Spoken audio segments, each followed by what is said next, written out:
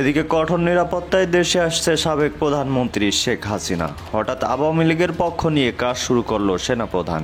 এই প্রথম সরাসরি আওয়ামী লীগের পক্ষে বক্তব্য দিতে শোনা গেল সেনাপ্রধান ওয়াকারুজ্জামানকে। এক্সট্রাজুডিশিয়াল কোনো অ্যাকশন তাদের উপর হোক, বিচার বহির্ভূত কোনো কাজ হোক, তাদের উপরে হামলা হোক বা এখানে যেটা হচ্ছে যে নিরীহ লোকজনকে দিয়ে তাদের উপরে চাঁদাবাজি, তাদেরকে ভয় দেখানো, তাদেরকে বলা যে তোমার নাম বাদ দিয়ে দিব। আলোচনার বাইরে থাকা সেনাপ্রধান হঠাৎ করে আজকে আবার আলোচনায় চলে এসেছেন। গত সারাদিন সেনাপ্রধানের একটি ভিডিও নিয়ে নানা রকমের চর্চা হয়েছে। সেনাপ্রধান কি রাশিয়া সফর করে অনেক বেশি শক্তি সঞ্চয় করে এসেছেন? কি ইঙ্গিত সেনাপ্রধান দিতে চাইলেন? বাংলাদেশ আওয়ামী লীগ শেখ হাসিনার বৈধতা যে প্রসঙ্গ রয়েছে, সেই প্রসঙ্গ নিয়ে কিন্তু আন্তর্জাতিক যে আদালত রয়েছে, সেই আদালতে কিন্তু একটি আর্জি দাখিল করেছে। প্রকৃতপক্ষে মনে হচ্ছে যে বাংলাদেশ আওয়ামী লীগ অদূর ভবিষ্যতে বাংলাদেশের ক্ষমতায় পুনরায় আবার ফিরে আসবে। আওয়ামী লীগ ফিরে আসার জন্য মাস্টার প্ল্যান করছে। আওয়ামী লীগ ঢাকা দখল যেদিন করবে সেদিন বুঝতে পারবা আওয়ামী লীগ কি জিনিস। তরুণ প্রজন্মের যারা তোমাদের দোষর আছে তারাও বুঝতে পারবে, আর তোমরাও পালানোর পথ পাবা না। দিন শেষে ভারতের এই অভিযান বা আক্রমণ কিন্তু ঠেকানো গেল না। ভারত ক্ষেপণাস্ত্রের কথা বলে এটা যেটা করছে, এটা ভারতের একটা পুরান খেলা, যেটা বাংলাদেশের শিকার হয়েছিল। পিনাকিকে লাথি মেরে ফ্রান্স থেকে বের করে দেওয়া হবে এবং পিনাকির যে জঙ্গি দর্শক, দেশ প্রবাস দূরে কিংবা কাছে বসে যারা আমাদের দেখছেন, আশা করি সবাই ভালো আছেন। দর্শক, এই মুহূর্তে পাওয়া এই বছরের সব থেকে গরম এবং ধামাকা খবর আপনারা দেখতে চলেছেন, তাই সবাইকে রিকোয়েস্ট করছি সবাই একটু ভিন্নভাবে আজকের সংবাদটির দিকে নজর দিবেন।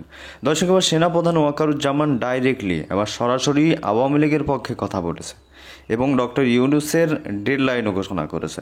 দর্শক, সেনাপ্রধানের নিরাপত্তায় শেখ হাসিনাই বাংলাদেশে ঢুকতে পারে সেই আলোচনা কিন্তু রীতিমতো শুরু হয়ে গেছে।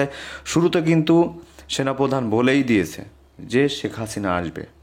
দর্শক, কথা না বাড়িয়ে চলুন আমরা বিস্তারিত দেখে আসি। আশা করি সঙ্গেই থাকবেন এবং এ বিষয়ে আপনাদের মতামতটি জানাবেন। এখন সেনাপ্রধান অনেকদিন চুপচাপ ছিলেন। চুপচাপ থাকার পরে আজকে সারা দিন ব্যাপী সেনাপ্রধানের একটি ভিডিও ভাইরাল হয়েছে সামাজিক যোগাযোগ মাধ্যমে। গণমাধ্যমে এত বেশি চর্চা হয়নি সেনাপ্রধানকে নিয়ে, কিন্তু সামাজিক যোগাযোগ মাধ্যমে সেনাপ্রধানের বক্তব্য নিয়ে নানা রকমের আলোচনা চলছে। কিছু কিছু ক্ষেত্রে চটকদার আলোচনাও চলছে, পক্ষে বিপক্ষে নানা রকমের বিশ্লেষণ দেওয়ার চেষ্টা করছেন অনেকে।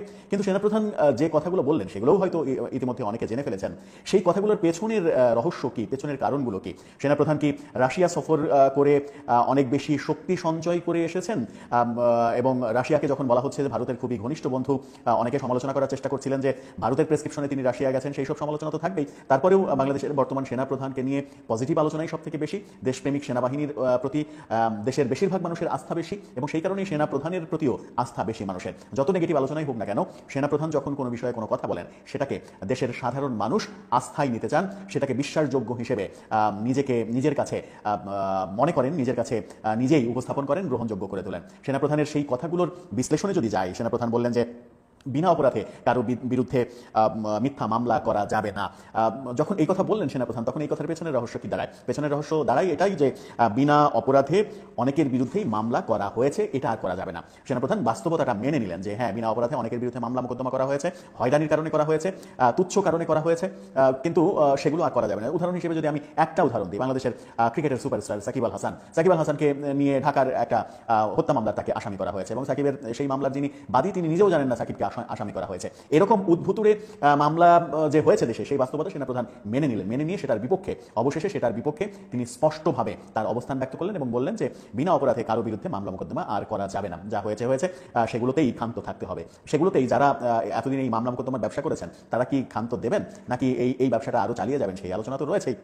এরপরে সেনাপ্রধান যেটা বললেন, খুবই গুরুত্বপূর্ণ কথা, যদি মামলা রাজনৈতিক উদ্দেশ্যে মিথ্যা মামলা মনে হয় তাহলে ওই মামলা প্রত্যাহার করে নেওয়া হবে, তুলে নেওয়া হবে।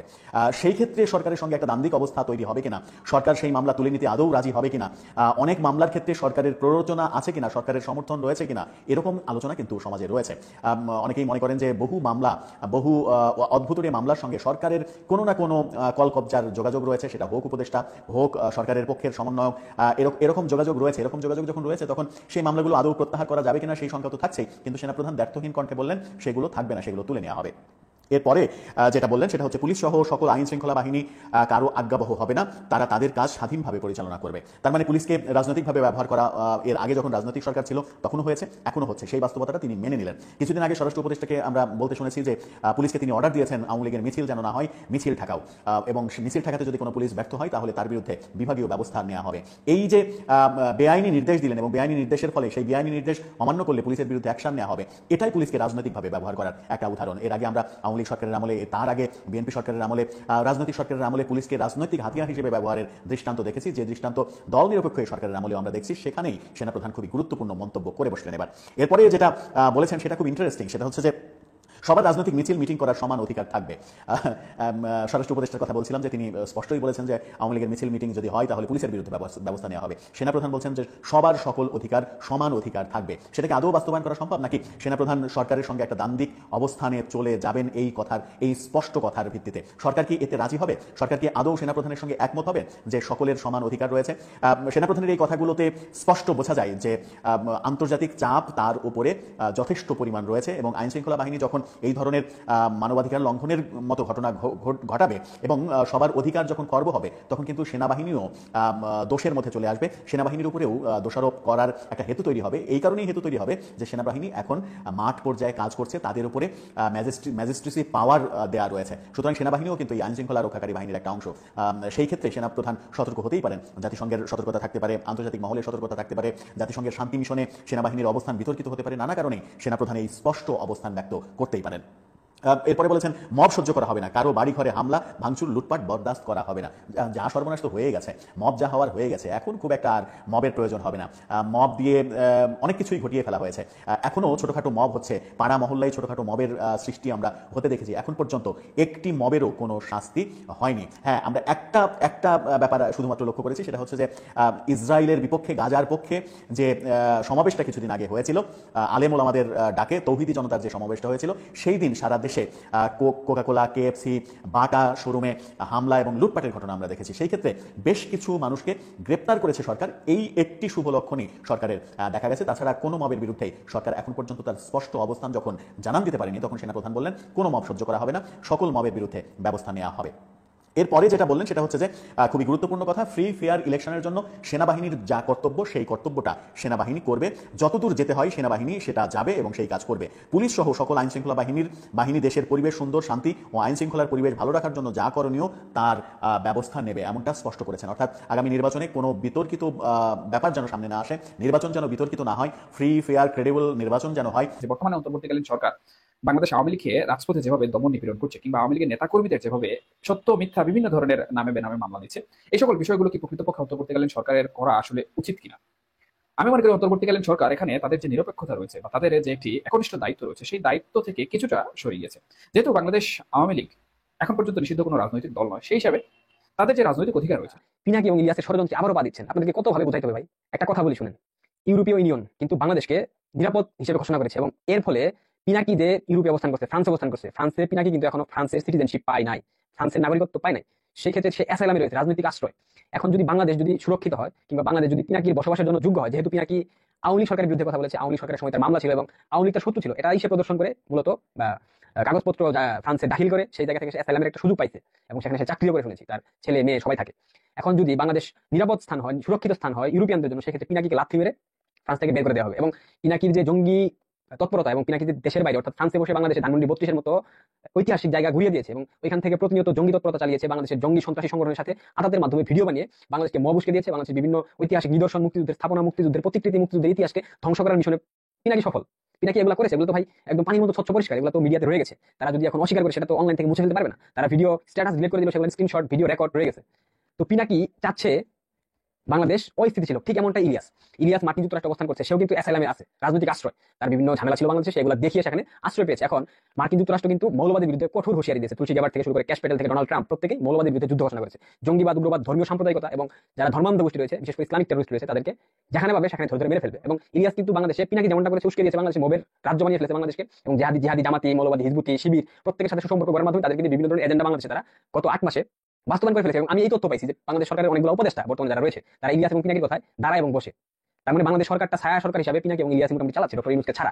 তাহলে এই মুহূর্তে যদি পিনাকি এবং ইলিয়াসের জন্য বাংলাদেশ বসবাসের জন্য সুরক্ষিত স্থান হয়, সুরক্ষিত ভূমি হয়, সেই ক্ষেত্রে কিন্তু পিনাকি এবং ইলিয়াস সেখান থেকে তাদের অ্যাসাইলাম বাতিল হয়ে যাবে, তাদেরকে লাথি মেরে ইউএস থেকে এবং ফ্রান্স থেকে বের করে দেওয়া হবে। এই জন্যই তারা মূলত চাচ্ছে না তারা ওই দেশ ছেড়ে বাংলাদেশে আসুক, কারণ তারা জানে বাংলাদেশে গেলে তাদেরকে এক শ্রেণীর সমর্থক টেনে ছিঁড়ে খাবে। এখন বিএনপির বিরুদ্ধে কথা বলছে কারণ তাদের মিডিয়াতে কাটতি, তাদের মিডিয়াতে জনপ্রিয় হবার একমাত্র কারণ হচ্ছে সরকার বিরোধী কথা বলা, সরকার বিরোধী প্রপাগান্ডা ছাড়ানো। এই মুহূর্তে যেহেতু বিএনপি আনুষ্ঠানিকভাবে ক্ষমতায় নাই, তারপর প্রাতিষ্ঠানিকভাবে বলেন, প্রশাসনিকভাবে বলেন, জামাত এবং বিএনপি ক্ষমতার সর্বোচ্চ পর্যায়ে বসে রয়েছে। এখন বিএনপি জামাতের নিষেধাজ্ঞা করছে যাতে করে আওয়ামীপন্থী শ্রেণীর কোনো সমর্থকের সমর্থন পাওয়া যায় এবং অনলাইনে ভিউজ বাড়ে, লাইক কমেন্ট শেয়ার বাড়ে এবং প্রগতিশীল কথা বলবে, মুক্তিযুদ্ধের পক্ষে কথা বলবে। আসেন ইলিয়াসের একটা ভিডিও দেখি। আসসালামু আলাইকুম। বাংলাদেশ জামাত ইসলামী আজকের মূল ভিডিওটা মূলত তাদেরকে নিয়ে যারা পূর্ব পাকিস্তান থেকে বাংলাদেশ হোক সেটা চায়নি। মূলত তারা এই দেশে যে স্বাধীনতা পরবর্তী সময় সেই দেশে বসবাসের অযোগ্য। বিএনপি তো ভাই খালি খালেদা জিয়া, তারেক রহমান, জিয়া পরিবার বাদ দিলে বিএনপির 90% মানুষের সাথে আওয়ামী লীগের কোনো পার্থক্য নেই। আপনি যদি নাকি এই ভারতের ইস্যুটার সামনে নিয়ে এসে যদি বলেন ভাই বিএনপির বহু মানুষ আছে, এই যে সালাউদ্দিন দেখেন না, সালাউদ্দিন ইন্ডিয়াতে ধরে নিয়ে গিয়েছিল, আমরা জানি, ধরে নিয়ে যে তাকে গুম করেছিল, ওই গুম হয় নাই, ওই বাংলাদেশের মানুষের গুম করছিল। ইন্ডিয়াতে বসে আসে আমাদের সাথে ফোনে কথা বলে, আমার সাথে অনেকবার কথা হয়েছে, ইন্ডিয়াতে বসে থেকে কথা বলে আমার সাথে, অনেক ইনস্ট্রাকশন দিত, ভাই এরকম করে এরকম এই সেই। আমি খুব অবাক হইতাম যে ইন্ডিয়াতে বসে সে কথা বলে, তারে কিছু বলে না। তখন কিন্তু আমরা এটা নিয়ে আলোচনা করতাম যে সমস্যা এটা আসলে ইন্ডিয়া নিয়ে গিয়েছে ভাব ধরানোর জন্য, সে আসলে রয়েরই লোক, ওইখানে নিয়ে তাকে ট্রেন আপ করা হচ্ছে বিএনপিকে যাতে সে দেশে গিয়ে তারপরে সার্ভিসটা দিতে পারে। সেই সার্ভিস এখন এসালাম টেসালাম এদের সবাইকে বাঁচায় সালাউদ্দিন শেয়ার দিচ্ছেন। তো বিএনপিকে যদি আপনি তারেক রহমান, খালেদা জিয়া পরিবারের বাদ দেন, আমি জানি না ভাই কয়জন খুঁজে পাবেন সেখানে ইন্ডিয়ান লোক। মির্জা ফখরুল এই দলের দ্বিতীয় পার্সন, তার মতো লোক ভারতীয় এজেন্ট। এইভাবে জামাত এবং বিএনপির বিরুদ্ধে কথা বলবে শুধুমাত্র তাদের রাজনৈতিক আশ্রয়কে ইউরোপ এবং আমেরিকার মাটিতে সুরক্ষিত রাখার জন্য, এছাড়া কিছুই না। তারা কখনো দেশকে ভালোবাসেনি, তারা কখনো দেশকে ভালোবাসবে না, তারা কখনো চাইবে না বাংলাদেশে কোনো সরকার স্থিতিশীলভাবে বাংলাদেশকে পরিচালনা করুক। সেটা হোক জামাত, সেটা হোক বিএনপি, সেটা হোক আওয়ামী লীগ, সেটা হোক অন্য কোনো রাজনৈতিক সংগঠন। প্রত্যেকটা দল যারাই ক্ষমতায় আসবে এরাই তাদের এই বিষয় করবে। পিনাকি এবং ইলিয়াসের লক্ষ্য হচ্ছে বাংলাদেশ অস্থিতিশীল থাকবে, তারা দেশের বাইরে বসে বসে ভিডিও বানাবে, লাইক কমেন্ট শেয়ার ভিউ হবে, তাদের ডলার ইনকাম হবে এবং তাদের যে পলিটিক্যাল অ্যাসাইলাম, রাজনৈতিক আশ্রয়, সেটা পাকাপুক্ত হবে। এটাই মূলত পিনিক এবং ইলিয়াসের একমাত্র লক্ষ্য। তো দর্শক দেখলেন খুব গুরুত্বপূর্ণ প্রতিবেদন। এতক্ষণ আমাদের সাথে থাকার জন্য সবাইকে ধন্যবাদ জানাচ্ছি। পাশাপাশি ধন্যবাদ জানাই আজকের আমাদের আলোচক বিন্দুদের যারা এতক্ষণ আলোচনা আপনাদের সামনে রাখছিল। দর্শক এখন এ বিষয়ে আপনারা কি বলবেন অবশ্যই একটু জানাবেন। দেখছিলেন পিনাকি এবং ভট্টাচার্যকে নিয়ে গোপন কিছু তথ্য দিয়েছিলেন আওয়ামী লীগের একজন বিশ্লেষক। দর্শক এখন এই বিষয়ে আপনাদের মতামতকে আসলে এই পিনাকি এবং ইলিয়াস তারা কি আসলে টাকার জন্য এগুলো করে? আমার যতটুকু মনে হয় তারা টাকার জন্য এতটুকু করার কোনো মানেই আসে না। কারণ যদি টাকার জন্য এগুলো করতো শেখ হাসিনার আমলে, তারা এগুলো না করে শেখ হাসিনার যে অফার ছিল সেগুলো কিন্তু তারা গ্রহণ করতে পারতো এবং তারা লাইফটাকে সেটেল করে নিতে পারতো।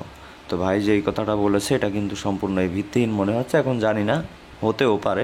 দর্শক এখন এ বিষয়ে আপনার কি মনে হয় একটু জানাবেন। তো শুরুতেই সেনাপ্রধান যে বক্তব্যগুলো দিয়েছে এবং তিনি যে সিদ্ধান্ত নিয়েছেন এগুলোর পরে আপনার কি মনে হয়, আপনার ভালো লেগেছে কিনা অবশ্যই কমেন্টে জানাবেন। ধন্যবাদ এতক্ষণ সাথে